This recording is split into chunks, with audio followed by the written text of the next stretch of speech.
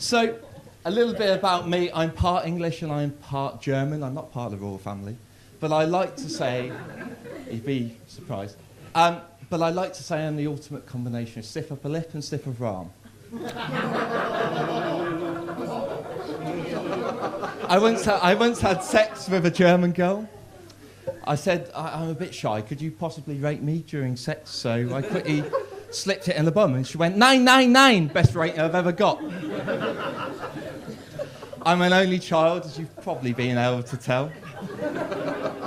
Don't worry, I'm no different to those of you who've got brothers and sisters. It's just that my parents realised a mistake first time round.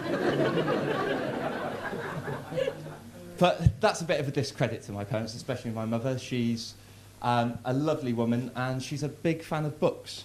Basically, if you came to our house, it would look like someone's rioted in W.H. Smith's. That, and if you pick up any 2 books, you can get a big bar of Galaxy for £1. The reason for this is she discovered Amazon in the early noughties. Not the rainforest, although you would be forgiven for thinking she's deforested half of it. And she has a very weird philosophy, a very weird solution that I grew up on thinking was normal, that really isn't. Her philosophy is that any problem can be solved with a book.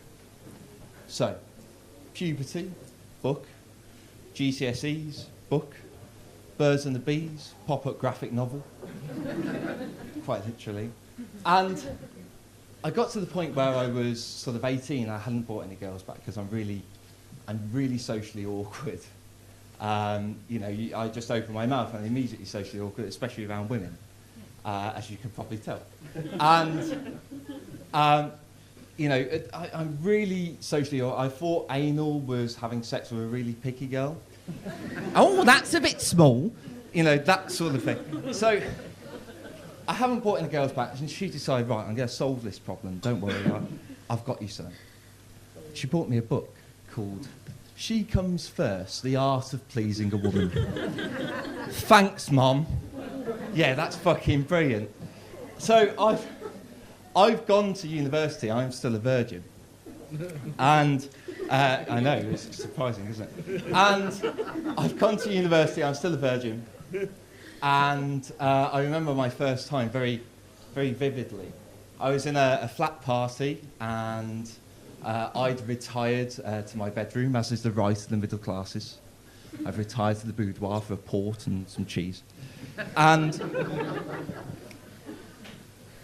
I'm just laying in my room, and this girl comes in, and things start getting a little bit hot and heavy. She starts coming on to me.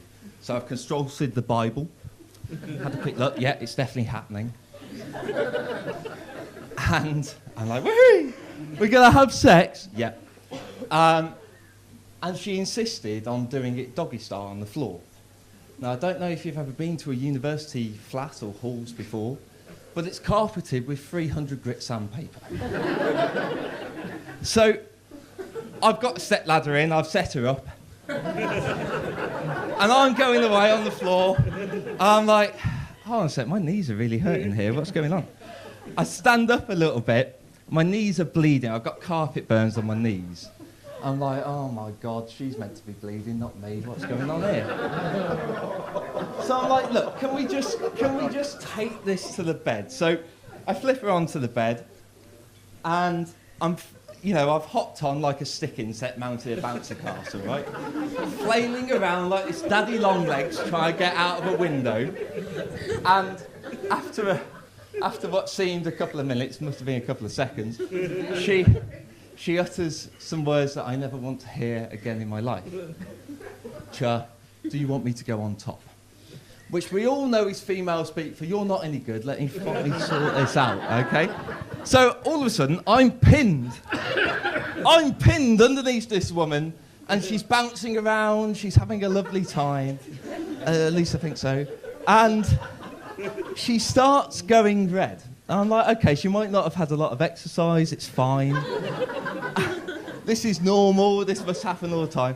And then she starts panting like a dog trying to get out of a hot car. Like, I'm like, what? Is this meant to no word of a lie, and this is a true story, she starts going blue. She's having an asthma attack. I don't know if you've ever been inside a woman having an asthma attack. I seriously doubt you have. But it feels like being wanked off by Michael J. Fox in a fucking tornado. It's mad. Right? I'm like, oh, jeez. But I look over and her inhaler is by a bag. And not even my go-go gadget arms will fetch that thing. The arm-flailing balloon man that I am, I can't reach it. Now, because I'm a virgin, I'm over-prepared. I've got a fuck ton of lube on the side table, every flavour you could possibly think of. Never since have I had to lube up the inside of my legs and squeeze myself out from underneath this woman who's having an asthma attack and grab her inhaler and throw her inhaler. And I'm like, are we going to continue? No. Moment's over. She's putting her clothes on, so I'm like, oh, fuck this, I'm going to go outside for a cigarette. So I quickly put my clothes on. Now, unbeknown to me, one of my best mates, Mike, the D, has told everyone. I don't just mean my flat. I mean every flat. In a courtyard of university housing all the way around. He's told everyone. I don't know how. He must have had a carrier pigeon or a motorcycle courier. I don't know what the fuck, how he did it, but he's told everyone. And I've walked out to a standing ovation. A round of applause, feeling like an absolute Adonis. They're cheering like, hey, he's gone and done it, he's only gone and done it. The little fella's gone and done it. I'm like, oh, what? I'm 6'6".